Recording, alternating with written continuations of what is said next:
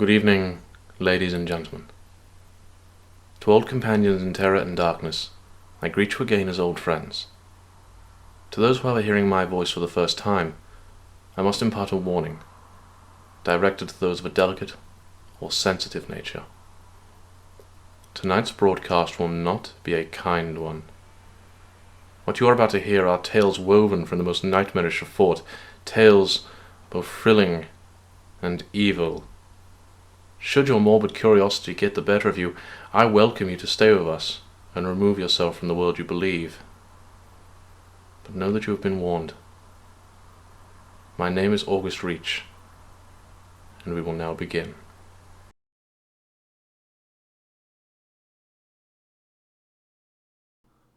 We are finally at the end of my broadcasts. I will not have to broadcast for 10 years after tonight, and I am thankful for it. I thank you all for tuning into my tales, and I am sure that you all have your reasons for doing so. I hope you have kept fires near you each time you listen. Regardless whether you have or have not, it would be wise to spend some time on holy ground after these broadcasts are finished.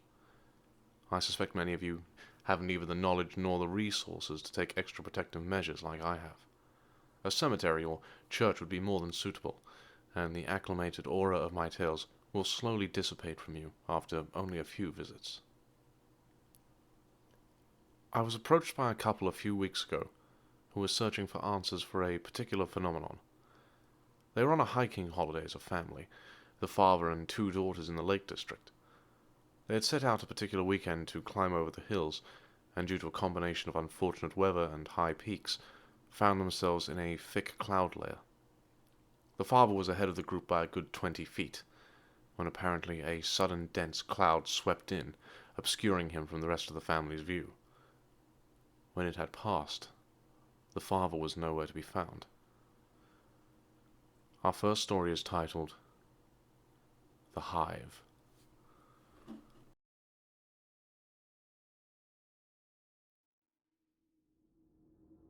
The car ride had been uncomfortably quiet, Rachel looking longingly out of the window at each individual street lamp as Darren sat in a mood.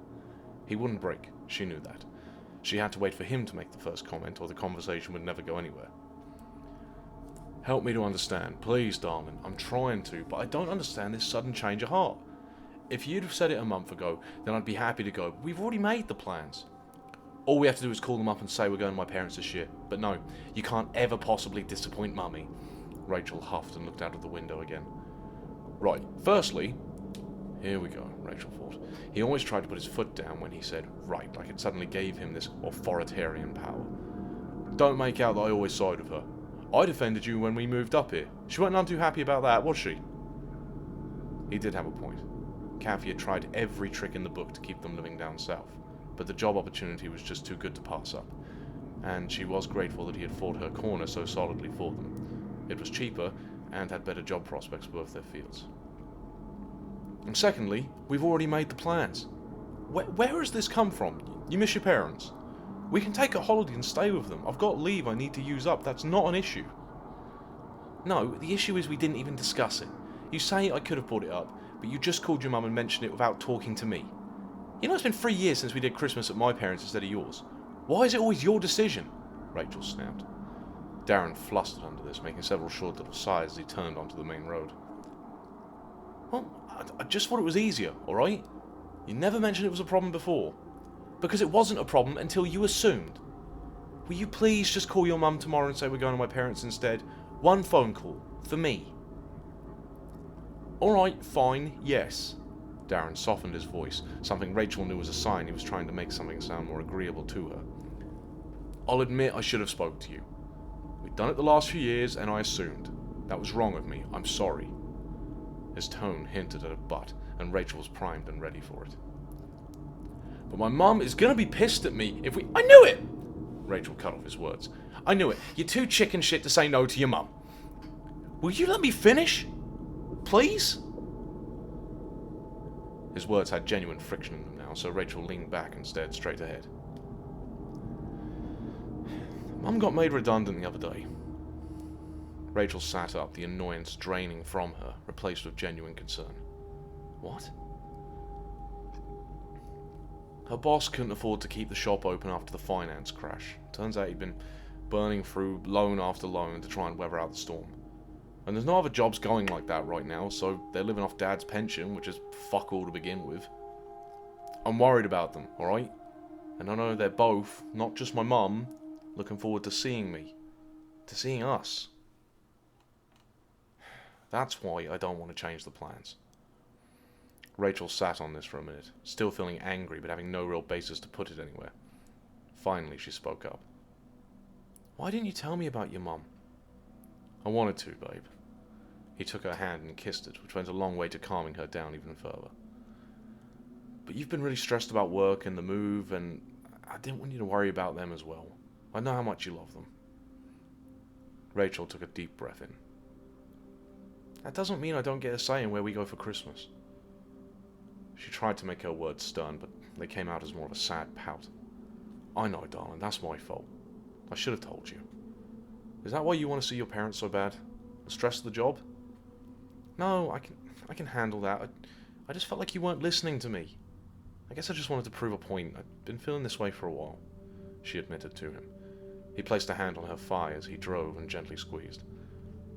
Just tell me these things, alright? We're a team. If I'm being stupid, just tell me. I'm sorry I wasn't listening to you. Rachel squeezed his hand on her thigh back and they both smiled at each other. I'm still not sure if I want to go to your mum's for Christmas though. Can we talk about it some more? Well, we've only got to go through the tunnel now and we'll be home soon. We'll talk about it in bed with a cuppa. Sounds good. They smiled at each other again as they went under the tunnel, the gentle darkness of the night giving way to a more crisp yellow glow from the lights lining the tunnel roof. Rachel thought it was strange that the tunnel was empty, even at this late hour. She felt anxious in tunnels as it was, and the eerie presence of driving through one with no other cars in it didn't help her anxiety. Darren was focused on the drive, but his shoulders were lower down and he was relaxed further back into his seat, so clearly his parents had been worrying him for a few days. Suddenly he sat forward. What the hell? Rachel looked at the road again to see a car broken down by the side of the tunnel and a woman frantically waving at them from the middle of the road. Darren stopped the car about 20 yards away from her and she came running over. Quick, get in the driver's seat, lock the door. Anything happens to me, drive off. I'll check it out. Wait, what are you... Just do what I say, alright? Rachel watched as Darren got out of the car and walked over to the woman. She quickly shuffled into the driver's side and locked all the doors, but there was no way in hell she was going to leave him if this was some sort of trick. The woman was clearly distraught, crying, and threw her head into Darren's chest, weeping. Darren looked back at Rachel and motioned to get out of the car and go over to her, so he must have decided it was safe. She got out of the car and locked it and ran over. Have you called the police? She heard Darren say as she came over to him. No, we only went out with his phone tonight, she cried into Darren's arms. Rachel went over to inspect the car. It had an enormous dent in the front. The engine was ruined. A nearby access door was wide open on a walkway to the side of the tunnel. Darren had taken his phone out, but looked annoyed. There's no signal down here. We need to get out of the tunnel first. Get in our car, and we'll get outside to call the police. The woman started pacing back and forth, shaking her head. No, I can't leave him. That thing is still in there with him. Rachel came over at this point and spoke to Darren whilst the woman cried on the ground. What happened? She spoke in hushed tones. She said something like a large bear came out of the door and ran into the road and hit her car. When her husband went out to check, it grabbed him and ran back inside with him. Jesus Christ. It's got to be bollocks. Why would there be a bear in a tunnel? Well, the dent on the car looks more like they crashed into a hippo, and there's no damage on the walls or anything, so they must have hit something, Rachel whispered. Darren wiped down his face in stress. Fuck. Alright, okay. Let's assume they did hit a large animal. We need to get out of here now and call the police. He might still be alive if we act quickly. Go get her. I'll pull the car around. Rachel gave him the keys and jogged back to the car. She moved over to the woman and lifted her to her feet. We need to leave now. No, I can't leave him there, please, she pleaded. I know, but if we leave, the quicker we call the police, the more chance we can save him, alright? The car pulled up alongside them as the woman nodded at Rachel. Ah! A man's scream came from the darkness beyond the access door, and the woman turned from the car. Neil! The woman pulled free of Rachel's arms and ran to the door. No, stop! You're gonna get killed! Darren shouted. Rachel darted forward to grab her but missed, and the woman ran into the darkness. Darren shouted from the passenger seat, "Rachel, get in the car, now! We need to leave and call the police." "She can't have gone far, we need to go get her." "What the fuck are you talking about? We need to call the police." "Darren, it might take them another 20 minutes to get here, and then they'll both be dead. We need to do something." She shouted at him from outside the car. Darren sat silently for a moment before slamming the car wheel. "Fuck!" he shouted, before hopping out of the car. He opened the boot of the car and grabbed the flashlight, then moved over to Rachel. "Alright, if we find them without running into whatever they hit, we'll get them out. But if we see anything in there, we run. No ifs, no buts. Understand? We're not dying tonight." Rachel nodded. "Right. Stay behind me. You hear or see anything, tap my shoulder twice. We need to stay as quiet as possible." Darren moved to the door and turned on the flashlight, and they stepped inside together. The passageway had several smaller lights inside, but they were irregularly spaced along the ceiling. Darren's flashlight showed a long, thin corridor following down the side of the tunnel, with other doors off to the side of that. They walked forward slowly, Rachel trying to keep in step with Darren in the darkness to avoid making more noise than necessary. Rachel realized as they walked that the reason for the irregular lighting was because the others had been smashed, feeling the shards of plastic cover under her boots. "Rachel, look at this," Darren whispered. They knelt down to see a fresh trail of blood, but not enough to assume it was life-threatening. "Look, it's going up all that way to that door." They both approached the door and went to open it, but Darren pulled his hand away the minute he touched it. What is it?" "It's..." Darren pointed the flashlight at his hand. "It's some sort of slime or shit." Darren's hand had a thin layer of translucent green goo on it. He made a wincing sound and rubbed it onto the wall. It stings. What the fuck is this shit?" He shone the flashlight onto the door and saw the stuff dripping from it in the handle. "Try not to get this shit on you, alright? I don't think they hit a bear." Rachel felt a new surge of fear going through her at that comment. "Then what?" "I don't know. Let's just find them and get the fuck out of here." Darren put his jacket sleeve over his hand to cover it and pushed the door open slowly, but a distinctive creaking noise filled the room beyond them and made them pause. After a heavy moment of tension passed, they continued. Darren stepped inside and Rachel followed behind, keeping the door wide open in case a quick exit was needed. Rachel saw the room was surprisingly large, with what looked like corporate servers lining the walls and arranged in aisles in the middle. As Darren shone his light around the room, Rachel could see the same strange goo and in the corners, along with what looked like giant eggs. "Darren, this isn't right. We need to leave now. Shh! Can you hear that?" Rachel stopped moving and could hear the faint sound of a woman crying. Darren looked at Rachel in the still darkened room and they both nodded and moved carefully towards the source of the noise. They moved swiftly down between two rows of computing equipment, with the crying coming from the right-hand side. Darren turned the corner and shone his light directly onto the crying woman, cradling her husband's torso in a pool of his own blood, his legs torn off and missing. His face was slack, but his open eyes told Rachel the fear he felt as he was killed. "Jesus Christ," Darren muttered. It took a moment for the woman to notice them, but when she did, she looked at them and smiled as she cradled her husband's face. "We're renewing our vows next year. 20 years we've been married." Darren made silent shushing noises and tried to beckon her over. "Oh, he was always getting into little accidents like this. He'll be all right. He wouldn't just leave me," she cried. Rachel stepped forward to try and help her up, just in time to see two enormous black hands with sharp claws grab onto the woman's head, violently yanking her upwards as she screamed for her life. Darren instinctively shone his flashlight upwards to see a bony, dog-like creature with pure white eyes and rubbery, pitch-black skin place its enormous jaws over the woman's torso, biting a massive chunk out of it, with colossal black spiked teeth, killing her instantly. Movement next to it made Darren flick the flashlight to the left, and another was on the ceiling, looking directly at them with a sharpened tail flicking backwards and forwards, ready to pounce. It roared in a high pitch, then dozens of roars came from the ceiling all around them.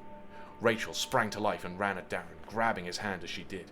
He responded in kind by sprinting with her to the door.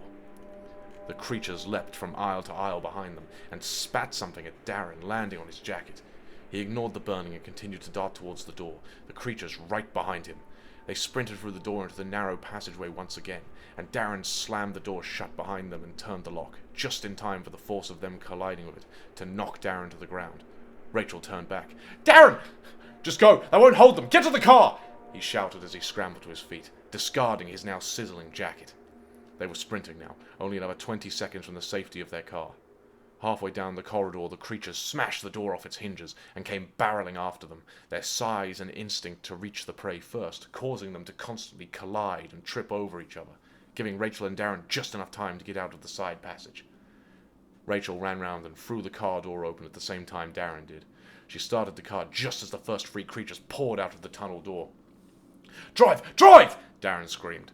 The car began pulling away just as one of the creatures barreled into the side, knocking Darren against Rachel, but still allowed the car to pull away. The tunnel still had an extra mile of distance to escape, and the creatures moved with incredible speed due to the bulk of their frames. One creature leapt onto the passenger side and dug its claws in to hold on. It plunged its sharp tail into the side of the car, piercing straight through the side of Darren's torso. He and Rachel stared at each other in disbelief as he coughed up blood. "I love you so much," he whimpered. Rachel flared with anger and drove the car parallel to the wall of the tunnel, crushing the creature into a mess of sinew and rubbery flesh against the car and tunnel wall. The other creatures were now lagging behind as the car pulled away, but once outside of the tunnel, Rachel realized she wouldn't get to the hospital in time. She wouldn't even make it home before he passed away.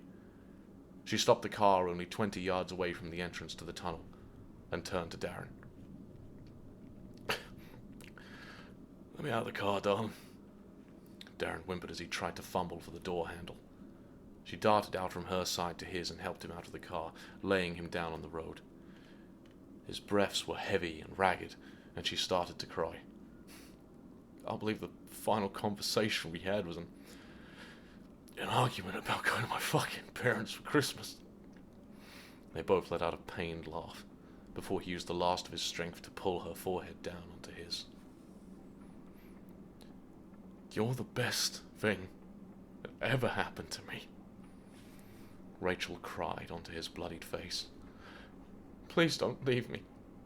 I love you. Please don't go." Rachel felt Darren exhale one big, long breath.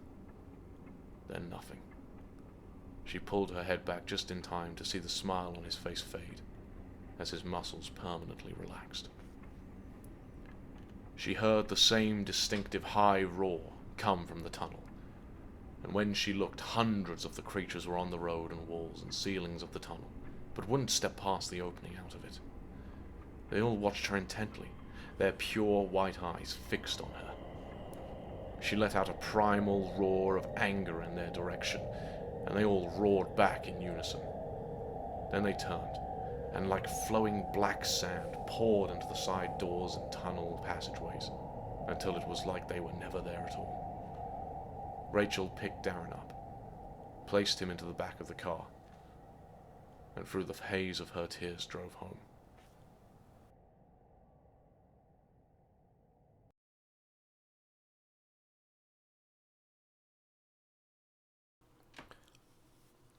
The phenomena is well documented, though whether it is paranormal in origin or simply an aspect of normal reality science does not yet understand, is a contested topic. Known as Hillfog, the phenomena is a dense pocket of what appears to be clouds, found only above the cloud layer on large hills and mountains. Hillfog is dangerous because it will displace you from reality, seemingly on a whim, shifting you through time and space at random. Some people pass straight through without realizing what nearly occurred. Others can be, in the case of Jacob Benson, be taken. Our next story is titled Mother.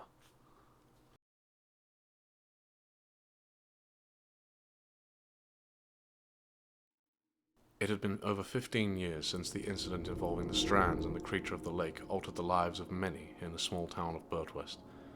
Much of the town's population had been content to let the creature fade into obscurity, but those who were children when it happened still remembered the strands vividly.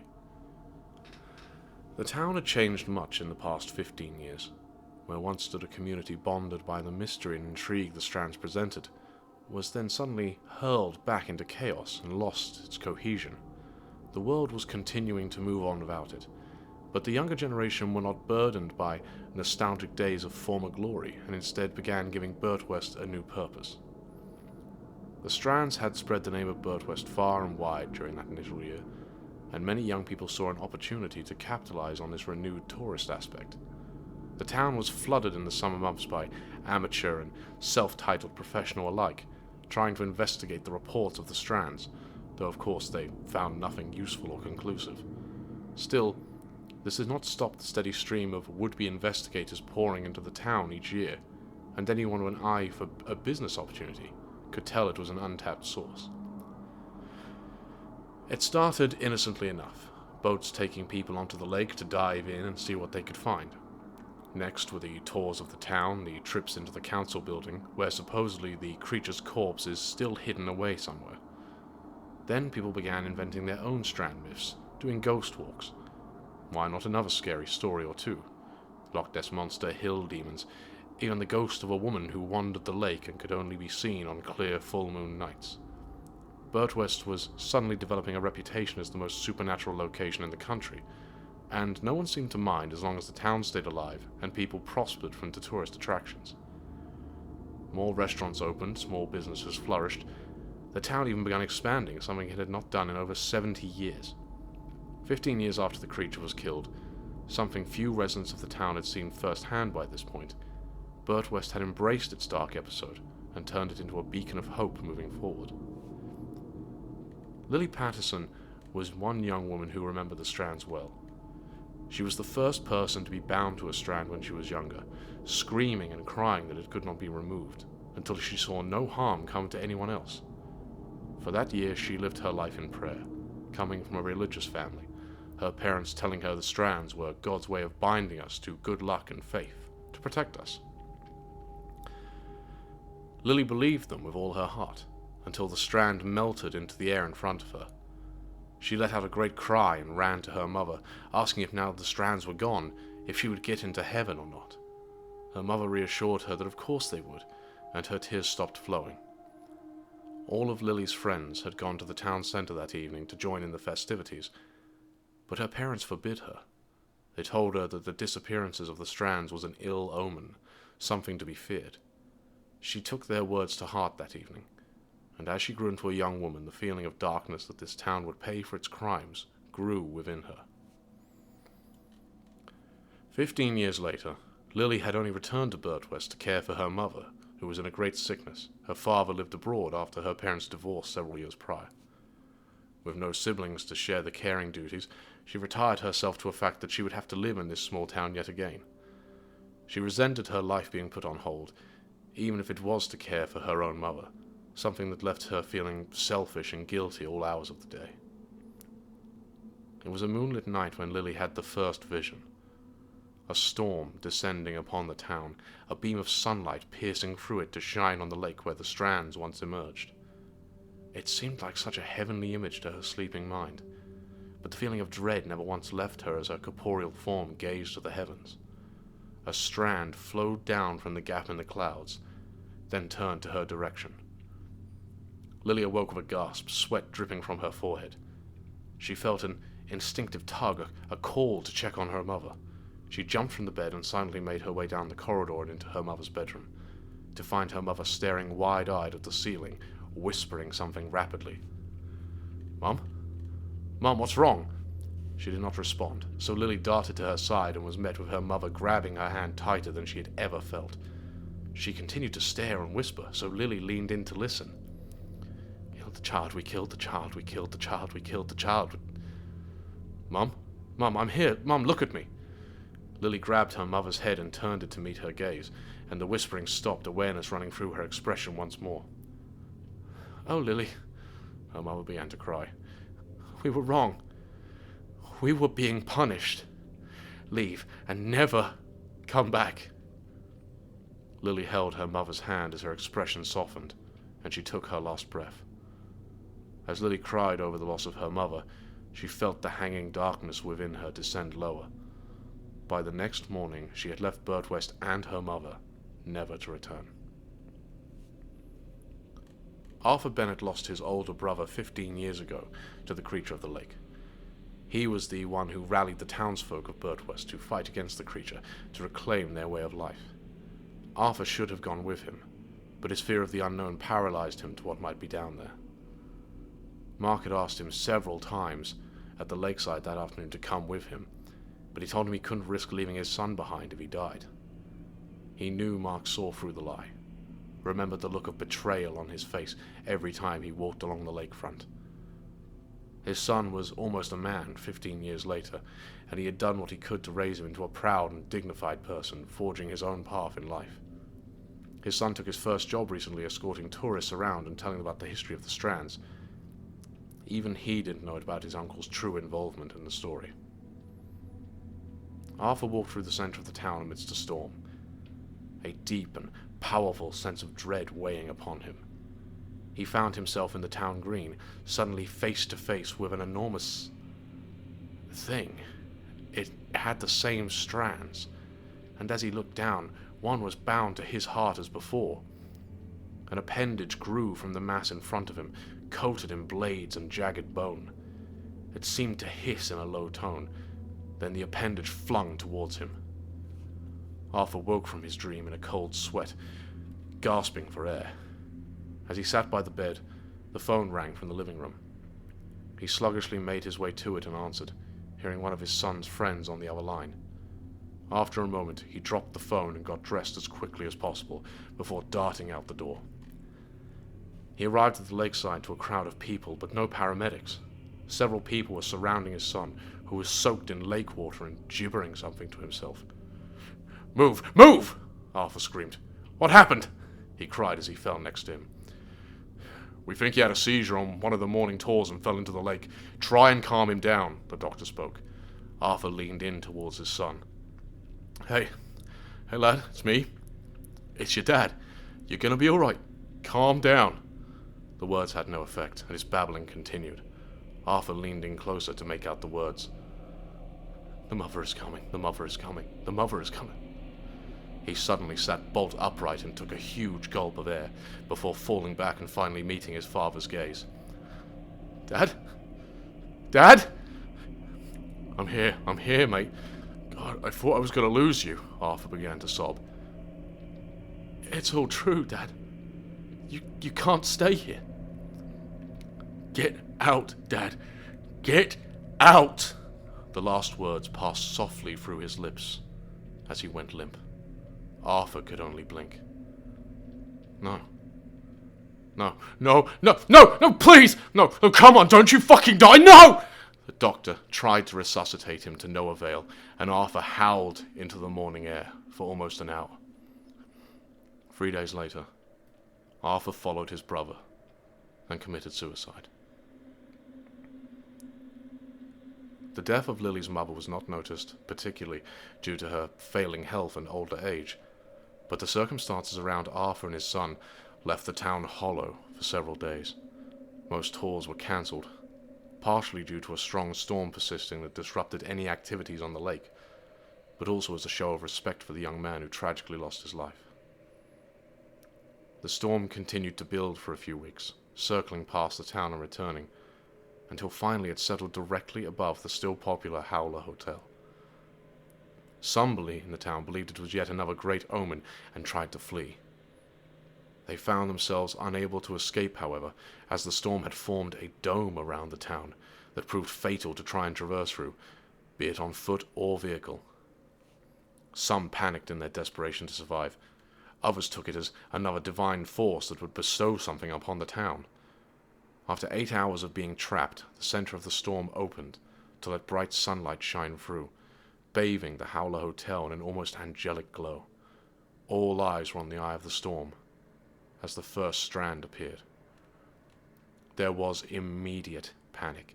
People ran to the furthest points they could from the gap, but the strands did not find their way to the people, Instead, they seemed to just glide in a rhythmless breeze before a large, asymmetrical mass of wet, red flesh descended from the clouds with the strands attached to it.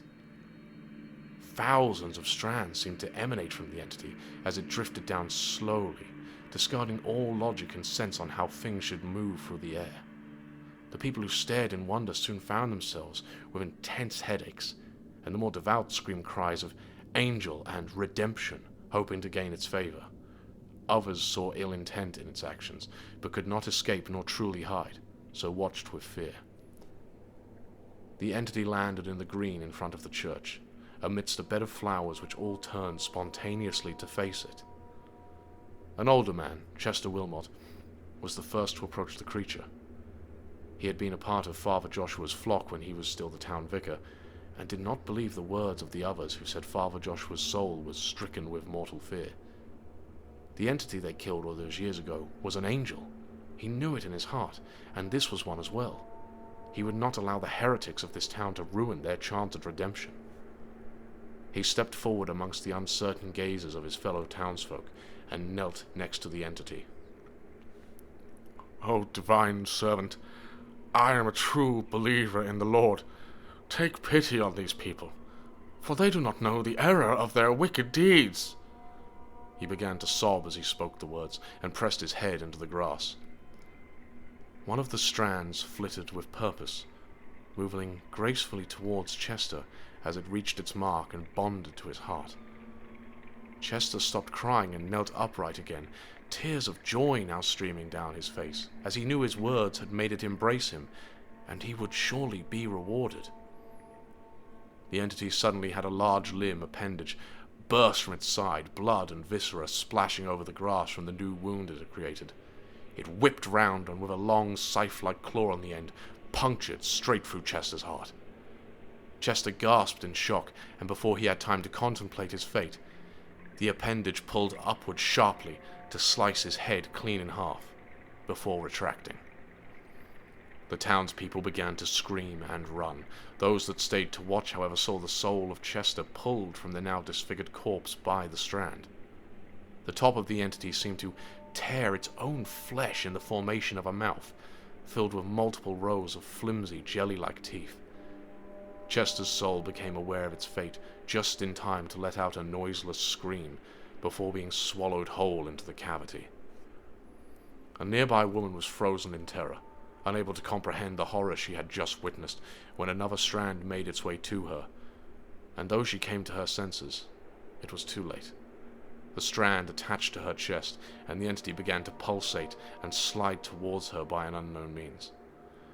She was not going to allow the same fate to overcome her, so she ran. She ran straight home through the town, a good mile away, locking all doors and windows. She had seen others perish in the storm wall, and knew it was suicide, but perhaps the entity would not find her. She looked down at the strand, and was determined to remove it from herself. She went to the kitchen and found a knife, and weighed up her options. The entity moved leisurely, no more than half a foot every second, yet any who saw it as a harmless entity were met with a swift and violent death at the hands of its appendages. Many residents took to shooting at it from a distance with what few firearms they had, but the wounds almost immediately sealed, and it was unfazed by their attempts at damage. One man attempted to drive a car into the entity, hoping to reduce it to chunks. He smashed into it at an alarming speed, but the entity absorbed the entirety of the blow like a deformed sponge, and then swung its scythe limb violently at the car until it and the driver were torn to shreds. A local landlord constructed a crude Molotov cocktail and hurled it directly at the entity, setting it ablaze. Many cheered at this as the fire quickly began to melt the outer exterior of the flesh, but this liquid bubbled and splattered back over the creature, extinguishing the fire with ease.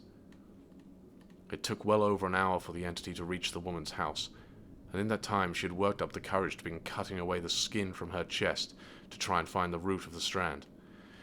Each time she cut a layer away, the strand went deeper and deeper, until the pain grew too much and she passed out from shock.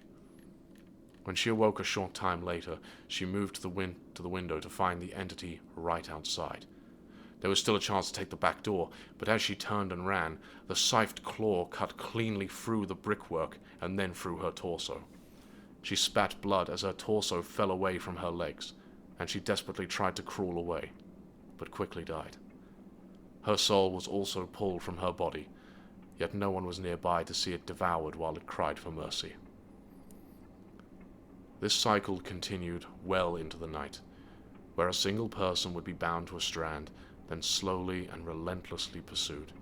Some tried to fight back and were promptly slaughtered. Some tried to keep moving away from it, but found themselves growing more and more exhausted to run, eventually being caught. Others even tried to brave the storm again, but found it was simply a quicker path to the entity's jaw. A small number who remembered the creature saw this as a great punishment, and chose to end their own lives rather than have their eternal souls devoured. An older member of the town council, Agatha Petros, was the first to be devoured as the sun tried to shine through the storm at dawn.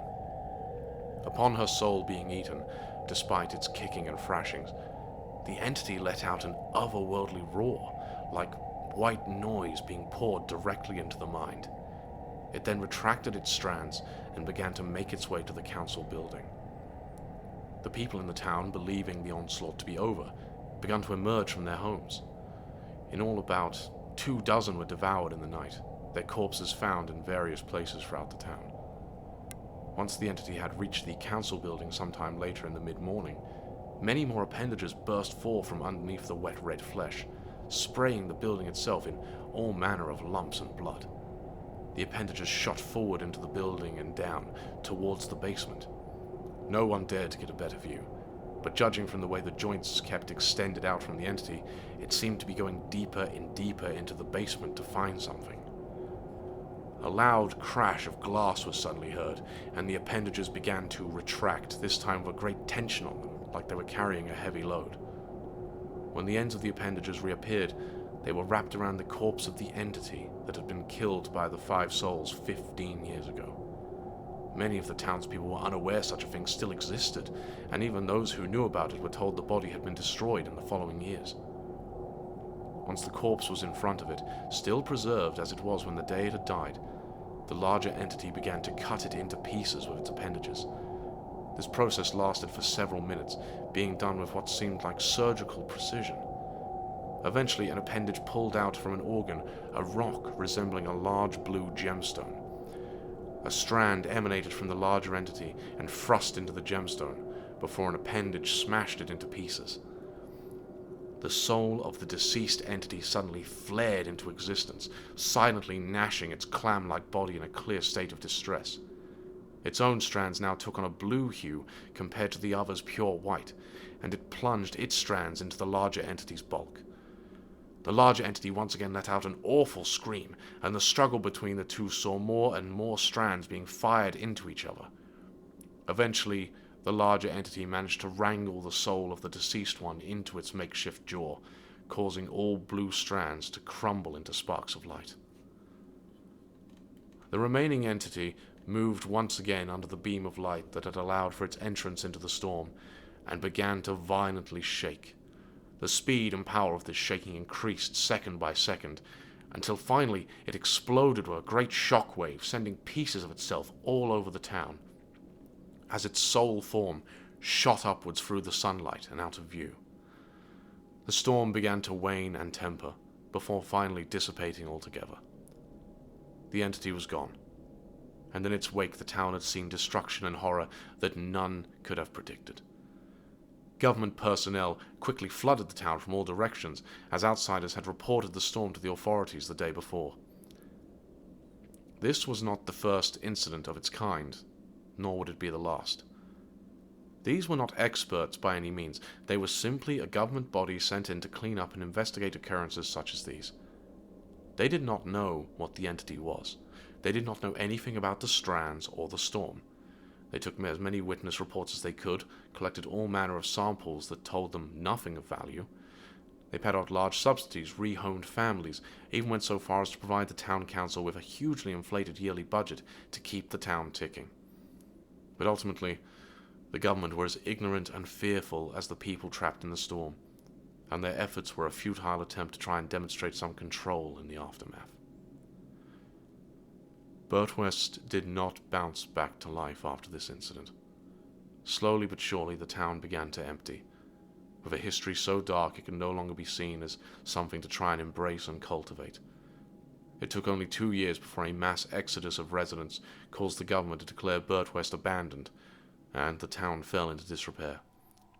It was deemed better by all that it be left to crumble into the ground.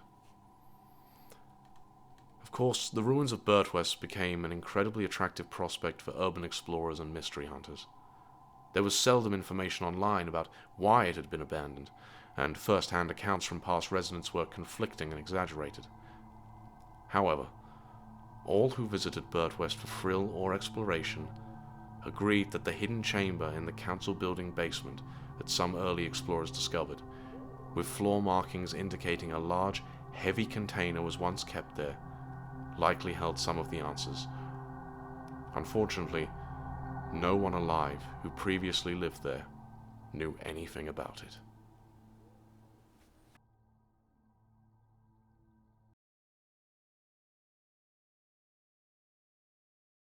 When a person is displaced by a Hillfog, they are, for all intents and purposes, lost. Many who enter do not ever come home. Some have been located in the distant past, in the background of old photos, or sighted many years later, wandering alone on a mountain for a moment before vanishing into the fog again. They are often unaware of what is happening to them, and wander aimlessly through reality, never to age or die. In some rare cases, a person may be ejected from the Hillfog, with any luck close to the point in history they entered it. This is what occurred to the Bensons, when Jacob came home 13 years later, having never aged a day. It is not his disappearance as to why I was contacted. It was because he was not himself. Our final story is titled Protection.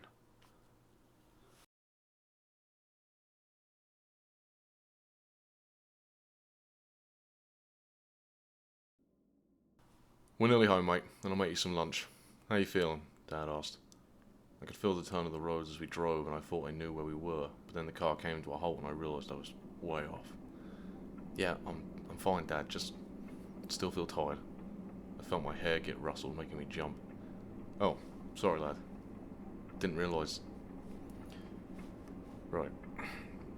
I felt for the car door handle and pushed it open to get out. Hang on a minute, mate, close the door. I want to have a word with you. I pulled it tight and sat there trying to point my head in Dad's direction. Look, we haven't talked about the accident yet. I wanted to save that until you were alright. But we do need to talk about it. Dad, I don't want to do this. I went to open the car door again. Sit your ass down. This is important. If I'm going to be shepherding you around for the next 10 days, the least you could do is listen to me. I froze and reluctantly closed the car door. Look, me and your mum talked about this, and we're really, really worried. What the fuck were you doing with a bottle of acid? Where did you even get it? Was it Chris? No, I mumbled. Andy? No, it was none of them. Well, one of you got it, didn't you? Well, it must have been you then, right? What were you even going to do with it? Obviously, whatever it was went wrong.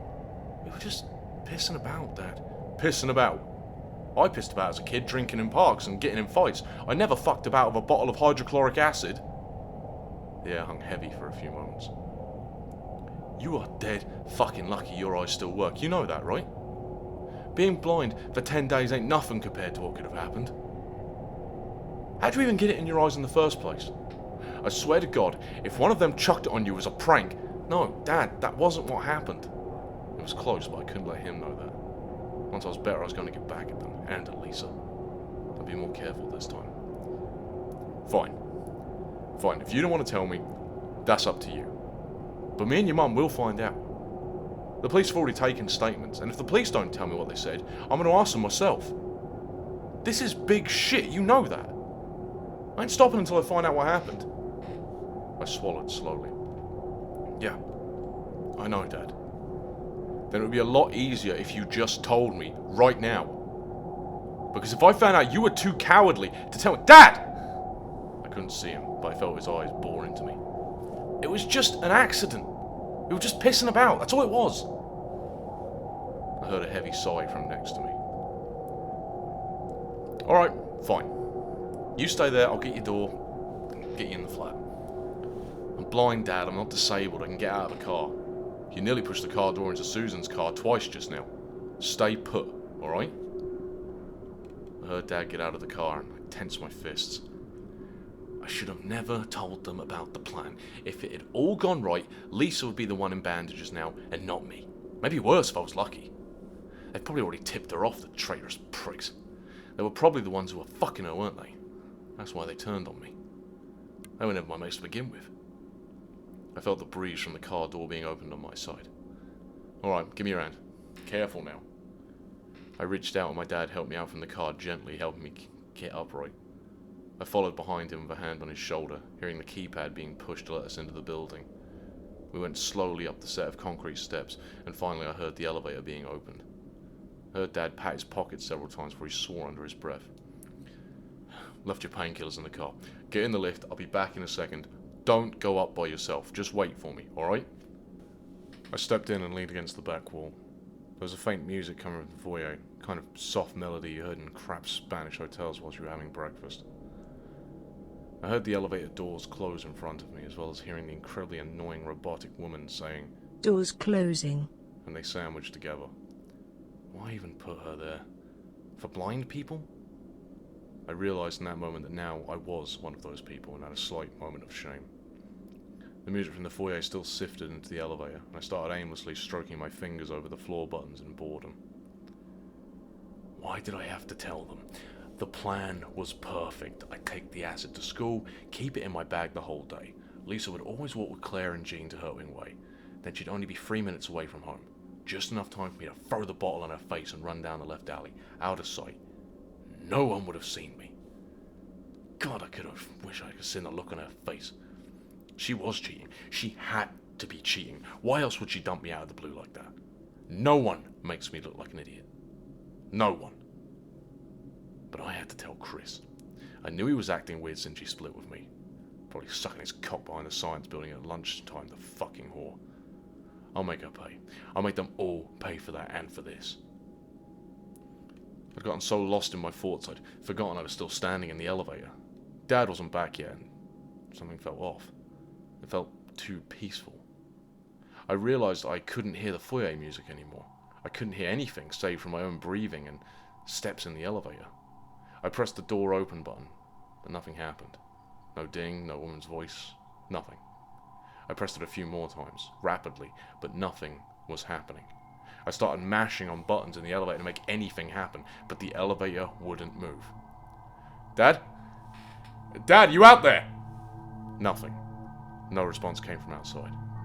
I moved over to the doors and felt for the seam and started to pull. I'd seen this in a movie. If you're stuck, it doesn't take too much force to open up an elevator door. I pulled as hard as I could against it, but after straining for a while, nothing happened. I was starting to panic. I was breathing hard, and I still couldn't fucking see. Of all the times I had to be stuck in a lift, it was when I was blind. Doors opening. I heard the robotic woman over the speakers and let out a sigh of relief. Someone on the outside must have pressed the button, and I was going to be let out, probably Dad. I waited for the doors to open. Nothing happened. I put my hands on the doors again, and they hadn't moved at all. Was the system bugging out now as well? I started to hear something. A light scratching. I put my ear to the doors to see if it was coming from the other side, but it only got weaker. I pulled back and realised it was coming from my right side, beyond the elevator wall. Maybe someone on the outside was already trying to get in to rescue me. Hello? Hello, is anyone out there? I'm trapped in here! My words fell away and there was no reply. The scratching grew louder and more frantic. It felt like dozens of tiny scratches now, and I stepped away from the right side. My heart began to thump in my chest now. I didn't know what was happening anymore. I pressed myself back against the opposite wall to the scratches, trying to quiet my breathing and listen for any sign of what was making the scratching noise. The scratches got louder and louder until eventually I heard bits of metal falling onto the floor. I took a step forward only to have a sharp piece of metal suddenly fly into my leg, making me clutch my leg and step backwards. The scratching and clambering of the pieces began to die out, until suddenly everything was quiet again. I reached down to feel my thigh and felt a piece of metal, maybe an inch across, embedded in my leg, but not deeply. I felt the trickle of blood move down as I pulled it out and threw it away. What the fuck was happening? A warm breeze hit my face, coming from the other side of the elevator. I extended a hand outwards to feel as I went forward, and my hand slowly began to feel hotter and hotter. I stepped over a pile of metal and brickwork until my shins collided with the right-hand wall, but my arm hadn't touched anything yet. I moved my arm in a circle, suddenly finding it contact with a circular wall. I became bolder and used both hands to feel around in front of me, realizing I was feeling the outer edges of a circular tunnel, maybe about 3 feet in diameter. My heart pounded at me. The buttons of the elevator were now in a pile of debris on the floor below me. Something had just carved a tunnel into the side of the elevator. But I knew in my heart it wasn't someone who'd come to save me. I reached in as far as I dare, feeling the warmth grow more and more every inch. "Is anyone in there?" I shouted, causing my voice to sound like it had echoed down hundreds of feet of tunnel. That was impossible. The outside of the building was only 20 feet away at most. All of my self-preservation instincts began to flare up, but heading down this tunnel had to be better than staying trapped in the lift. I put my hands on either side of the round tunnel walls, took a breath, and climbed inside. Something let out a hot, menacing hiss right in front of me that pushed warm air over my face. I collapsed backwards into the elevator, scrambling to get into a corner as far away from the tunnel as possible. I kept perfectly still to hear if it was coming after me, but I heard nothing. I got slowly to my feet and hugged the wall, tears now streaming down my face. What the hell was happening here? To me? Was I being punished for something? This had to be some horrible joke. Someone was playing a prank on me. I balled a fist and started to scream. "Right, I've had your fun, you fucking bastards! Now let me out of here before I call the police!" Wait, why hadn't I called the police? I'd had my phone in my pocket and completely forgot about it. I pulled it out and unlocked it. I'd never wished in my life my phone had a keypad, but being unable to see the screen made me wish pretty fucking hard. It took a good few minutes in total silence to finally hit the keys correctly, but I finally got the emergency services on the other line. I placed the phone to my ear and listened intently to the automated message. "What service do you need?" "Police," I whispered. The line went quiet. Finally, I was going to be safe from whatever the hell was happening. I heard the phone pick up on the other end, but instead of words, all I could hear was someone breathing deeply. "Hello? Is anyone there?" Doors opening. Came the same robotic voice through my phone. What? What did you just say? "Hello, can you hear me?" Doors opening. Suddenly came from the elevator speakers, and I began to hear the same faint scratching noises behind me on the wall. I pocketed my phone and felt around, so I leaned back against the back of the elevator with the previous tunnel to my right. The scratches got louder and louder, and all I could do was listen. Again, as it got closer, I could make out hundreds of individual scratches coming behind the walls, each one clawing and attacking something to get closer. Soon the pieces of the elevator wall started falling away in front of me, and this time I knelt down and shielded my face from the debris shooting off the wall.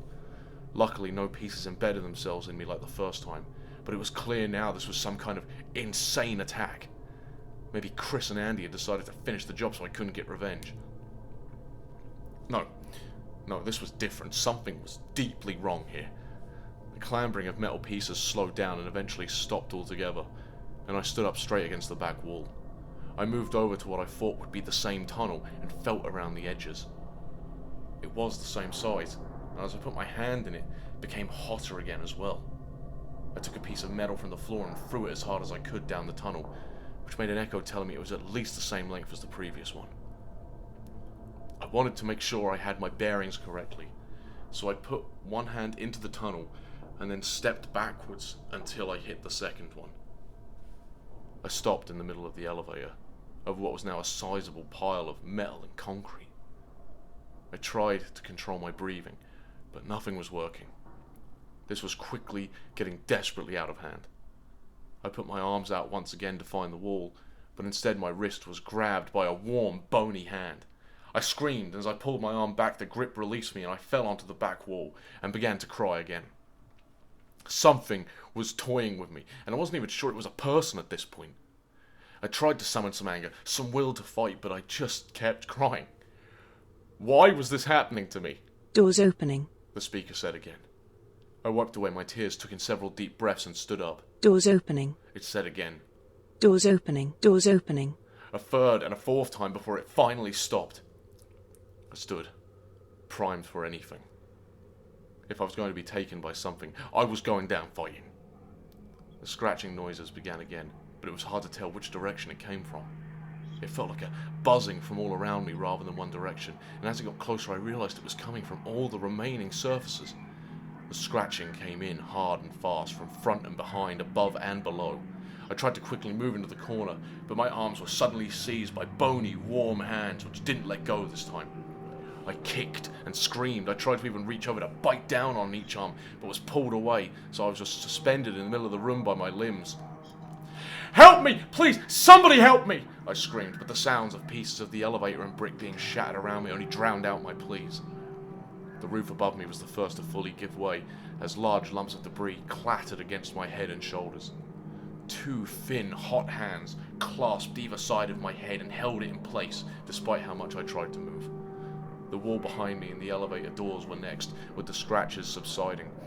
I felt two more hands grip my shoulders and the nails dug in, causing me to wince in pain as I felt the blood trickle down my sides. Finally, part of the floor beneath me gave way to the final tunnel, as well as I felt a huge rush of warm air fill the room from below, and thousands of tiny pieces of debris echoed as they fell against the walls of the hole. Almost a dozen arms shot up this time from the bottom hole, grabbing onto my legs and clawing and tearing at them to make sure I couldn't kick them away or struggle. I was completely immobilized, suspended in air, and terrified so much I began to piss myself. "Hachi!" A haunting voice came from ahead of me, and I heard it clambering as it crawled out of the tunnel. "What do you want?" I blubbered through the tears streaming down my face. "Such a rare specimen," the creature hissed, before I felt several daggers pierce my chest around my heart. I cried out as the daggers curled inwards and realised it was the creature's hand. Then it pulled back sharply to pull my heart from my chest. I should be dead. It just pulled my heart out. I should be dead. I should be dead. "Not yet. Not yet." The creature let out a hiss, and all the arms began to pull. I lost feeling in my arms first, and the bones were pulled from the sockets as the tendons tore, and my legs fell away from my waist. Finally, I felt the muscles in my neck stretch and cry out before the skin began to tear, and the last thing I felt as I was pulled up the tunnel was the air getting hotter and hotter.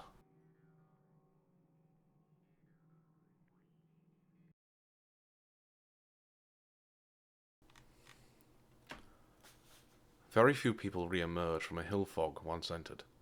Those who do, however, are permanently changed. Hillfogs do not simply displace you. A price must be paid to return, and the Hillfog will take a part of your soul. Jacob, before his disappearance, was a veterinarian. I was told he adored all animals and had a love for nature that filled him with joy. His daughters were the first to notice. He seemed to no longer care for nature, would not even give the family pets a stroke or greet them warmly like he used to. In all other aspects he was himself, but in this he was someone else entirely. They brought him to me to see if I could restore his love for nature. I tried, but my efforts only sought to definitively prove that that part of him would never be with him again. Be cautious of the clouds should you go hiking. Thank you for tuning into my final broadcast. If you are still fortunate enough to be among us in 10 years, I look forward to your company again. And until then, I wish upon you safety and well-being. The broadcast has now finished. You may extinguish your fires for the last time. Good night.